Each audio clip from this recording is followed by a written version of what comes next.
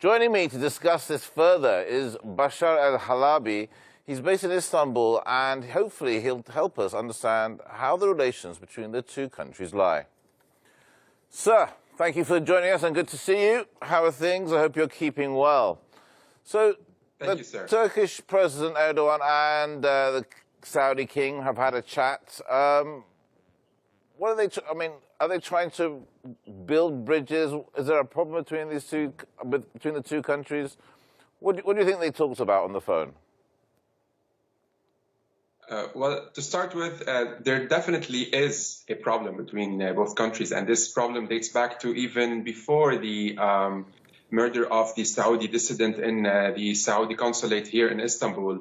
It actually dates back to the uprisings that swept the Arab world and the different positions each country had in whether supporting those uprisings or whether trying to quell them in any possible way or even orchestrate a counter-revolutionary movement. So this is basically the core of the problem, and it was only aggravated afterwards during the murder of the Saudi dissident Khashoggi. Nowadays, obviously, we are seeing a complete holdover for the security and political architecture of the region. Of course, this is first and foremost affected and influenced by a new administration in Washington. The administration of President Joe Biden has made it clear that the Middle East is definitely not a top priority on its foreign policy agenda, unlike its precedent or predecessor, excuse me. And moreover, the Americans have openly expressed the will and the intention to retrench in the region, and that spans the area from Afghanistan to other places in the Middle East.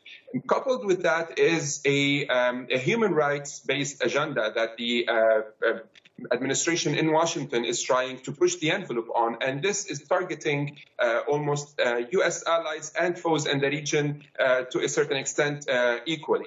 This has left many countries in the region in an uncomfortable position, mainly Saudi Arabia, which President Biden's administration has disclosed or declassified the FBI report on the murder of Khashoggi in Istanbul.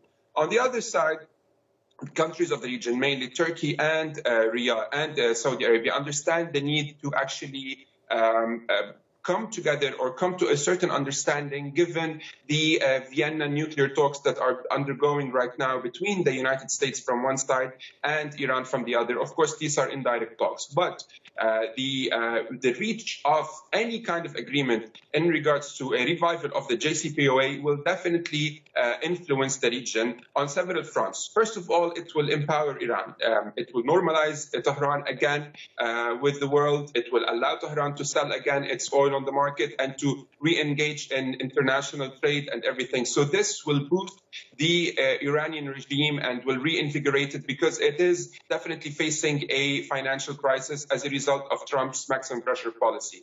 What does this mean? This means that Iran will be able to re-exert or restart its project of exerting influence and widening its sphere of influence in the region, which spans from Palestine and Israel, passing through Syria, Iraq, and what have you. Okay, Bashar, you're getting way ahead of yourself there. I mean, you've just given me the whole history of the Middle East and Northern Africa in about 30 seconds. Let's slow it down there.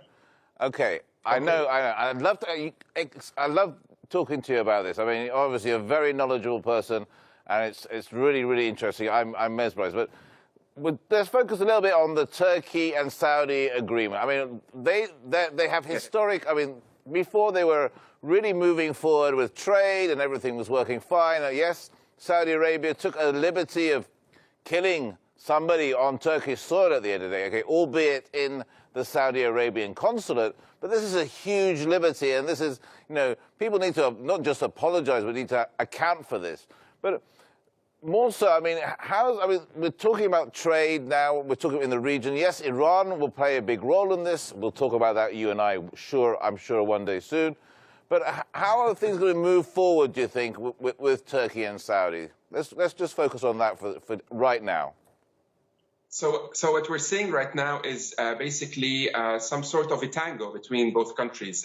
From one side, since October 2020 and the devastating earthquake that hit Izmir, we started seeing an extension or kind of an improvement between Saudi Arabia and Turkey in terms of relationship. We've had several calls, or at least 2 calls, between President Erdogan and Saudi king, in addition to sending aid and what have you. However, from the Saudi side, it has been a case of one step to the front and then a couple of steps backward. While the relationship should be improving, we've seen that several decisions taken by Saudi Arabia. First of all is the decision regarding trade. It's an unofficial, yet it has become some sort of a state policy to boycott Turkish products. In addition to the fact, or in addition to the closure of the shuttering of Turkish schools in Saudi Arabia, those have sent signals that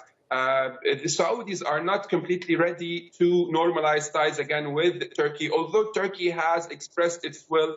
Even in regards to the murder of Jamal Khashoggi, they have expressed their intention, or at least their official stance has been that this is a Saudi issue and they have dealt with it.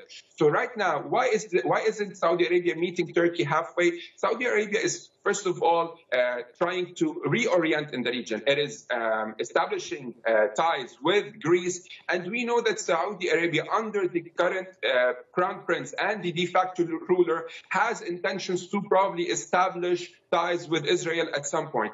They think that these ties might be a replacement for the traditional Turkish role in the region or in the Middle East as one of the major regional heavyweights facing Iran, or the one that they can rely on to face Iranian influence.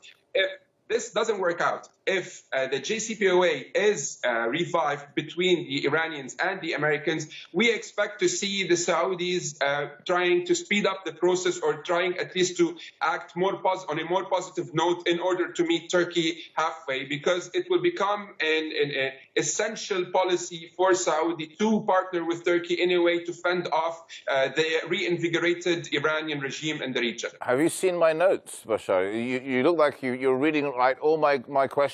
Have you seen my notes or something? You've said exactly what I was going to ask. These 2 countries, Turkey and Saudi Arabia, they're dominant in the region. They're dominant players. They need to be on the same page, right? I mean, they can't just do things on their own. Saudi can't just go, I'm going to be friends with Greece, but I'm not going to be friends with Turkey. I mean, aren't these two countries not only for trade, but also military? Both countries are very powerful countries, so surely they need each other, right? They definitely need each other. They need each other on the security front by fighting radicalism. You have seen my notes. Can you see my notes, though? Please continue. No, I promise I haven't. They need each other politically in order to fend off Iranian influence, and they need each other also on the trade side of things, and especially from the Turkish side, to be quite honest. However, a major disrupting factor could be the United Arab Emirates, which obviously garners a lot of animosity towards the Turkish Republic and towards President Erdogan specifically, and they might still retain influence over the de facto ruler, the Saudi Crown Prince MBS, and are trying to probably meddle or try to play a role in helping or pushing Saudi Arabia more towards Israel and the Abrahamic Accords rather than it being towards Turkey. And the UAE, the United Arab Emirates, was the first Arab country to establish military and better political ties with Greece, which we know that Turkey and Greece are definitely always in a hot plate. So the Emirates was the first one to take that step, and Saudi Arabia followed through. So we can kind of project or conclude that definitely the Emirati influence is still there, and the Saudis right now are not in a hurry to re-establish ties with Ankara. And mind you, it is not a detail what happened in regards to the murder of Jamal Khashoggi in Istanbul, because while MBS had finished earlier a world tour, and it was a success PR trip for him, where he visited Silicon Valley and he visited a lot of investors around the world, it happened after that. And Ankara played a role in damaging, rightfully so, damaging his image with the heinous crime that happened in Istanbul. And this is something that has probably become very personal for the Crown Prince. And this is why he hasn't embraced this reorientation or renormalization of ties with Turkey as fast as it could have been. Yeah, I'm loving your energy, Bashar. Honestly, thank you very much for this. I am going to go slightly off script because I haven't actually written this down. Let's see if you can answer this one. There were talks that Saudi Arabia and Iran were meeting secretly, and then Iran, I beg your pardon, Saudi denied it. Iran said, yeah, we had a chat. What do you think? What's your take on it? Give me a minute of your time on this, will you?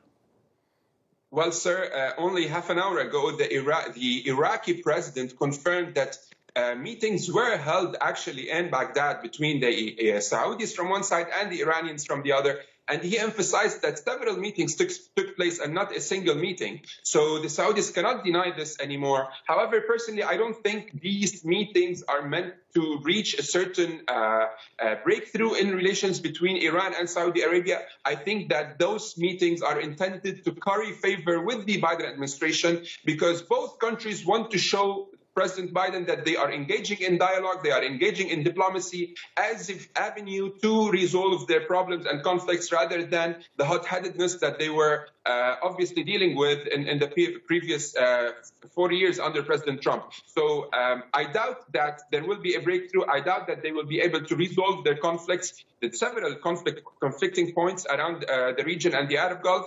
But it is meant to send signals to Biden and the European Union that they are up for dialogue, which is supposed to at least show them or portray them in a better way than they were portrayed in the previous years. You're saying that with half a smile on your face. You don't believe they're sincere? They're just going through the motions? Isn't this diplomacy? Well, Bashar EL-Halabi, thank you very much for your time today, sir.